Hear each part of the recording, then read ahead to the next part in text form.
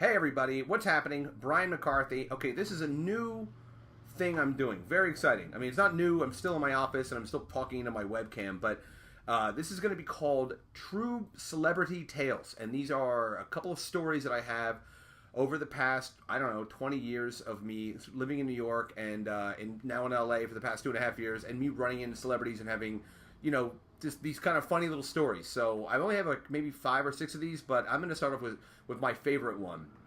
I'm gonna do a big graphic when I edit this. It's gonna go right here. There's motorcycles out there.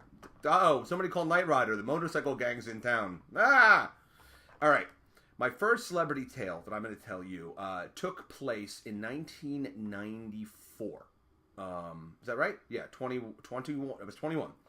And I was bartending at a place called the Jekyll and Hyde Club. Now, you have to understand, in New York City in 1994, really the early 90s through the mid 90s, late 90s rather, there was this explosion of theme restaurants. You had the Fashion Cafe, you had the Motown Cafe, you had obviously the Hard Rock, you had Planet Hollywood opened in like 92, I think, or 91, to tremendous fanfare. Everybody wanted to go eat fucking chicken fingers underneath, the Terminator mask or something, Sylvester Stallone's eyeglasses or something. So it was a big deal. And I was a bartender at a place called the Jekyll and Hyde Club, which was on 6th Avenue, right just north of 57th Street. It's actually still there. Different owners, I think, now. But the place was a racket. But there was a line out the door. I only worked lunch. I was the lunch guy 5 days a week. And I bartended.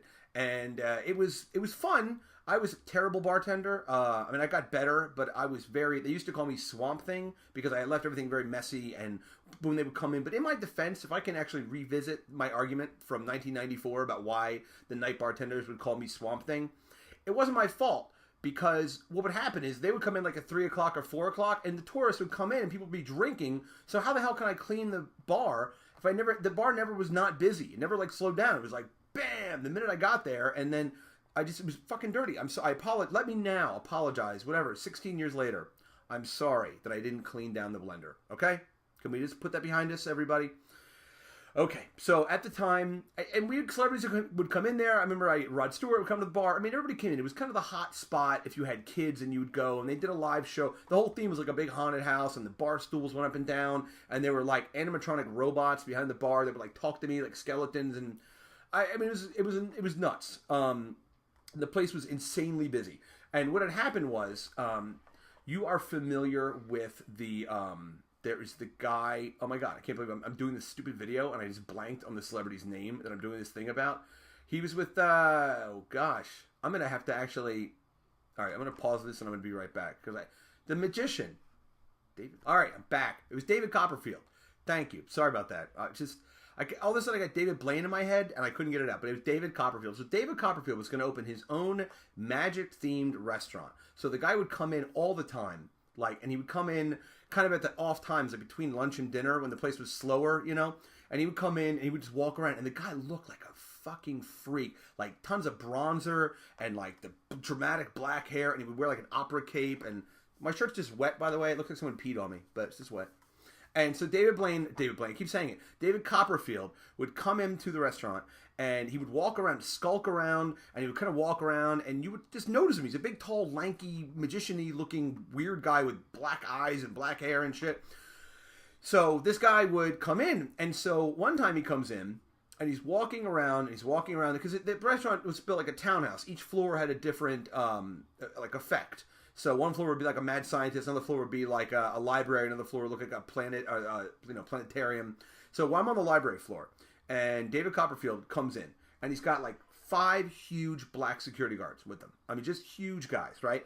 And it's him, David Copperfield, and these massive black guys. And he comes in, the place is pretty much empty. I'm actually cleaning up for once. Once in a while, I would get it together and clean up. So he's cleaning, I'm cleaning up the place. I see him just kind of walking back and forth, and then he goes into the bathroom, and then I'm there with this bar back, this guy named Mach, and I'm there, and he goes into the bathroom, right, and he's getting there for and all the black guys are just kind of standing in front of the bathroom door, and he comes out 3 minutes later, and he walks directly over to me and Mach, directly to the two of us, right, and he looks me right in the eyes, and he goes, "Hey," I said, "Hello." He goes, "You like magic?" I said, what the hell am I going to say? I said, "Yeah, sure, I like magic, absolutely." He's like, I did a magic trick in the bathroom. You should go check it out.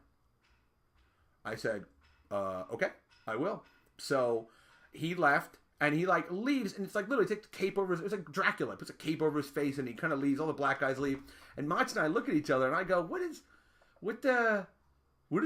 you think is in there? Like, what the fuck, right?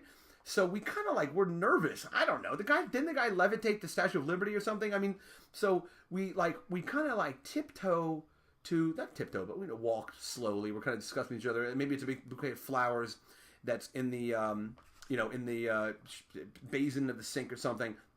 So we get in, it's not a big bathroom, open the door, nothing in the sink, look in the urinal, nothing in the urinal. There's only the stall, right? Open the door, look in the stall. There is, and I swear to you, it looked like 7 pounds of shit. It was like he had just taken the biggest dump and then didn't flush it. And that's what he did. David Copperfield, I swear to God. So David Copperfield, to summarize what happened, David Copperfield told this barback and I that there was a magic trick in the bathroom. So, and then he just left. He got out of there. So he made us go into that bathroom and look at his shit.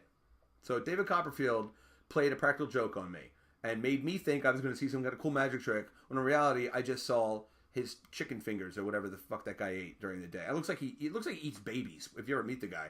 And so he did that. He made me look at his shit. So David Copperfield, you rascal. And it's actually funny. I was in Vegas 2 years ago, and I was staying at the lofts at the MGM Grand, which is like the top floor of the MGM.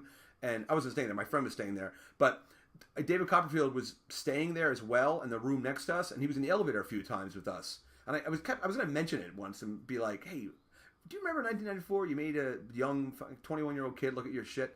Anyway, I don't think he'd remember. I think he does that kind of... It looks like the kind of guy that does that kind of shit all the time, you know? Anyway, all right, that was my first celebrity tale. I hope you like it. If you do, send it to your friends. Thank you. Have a wonderful day.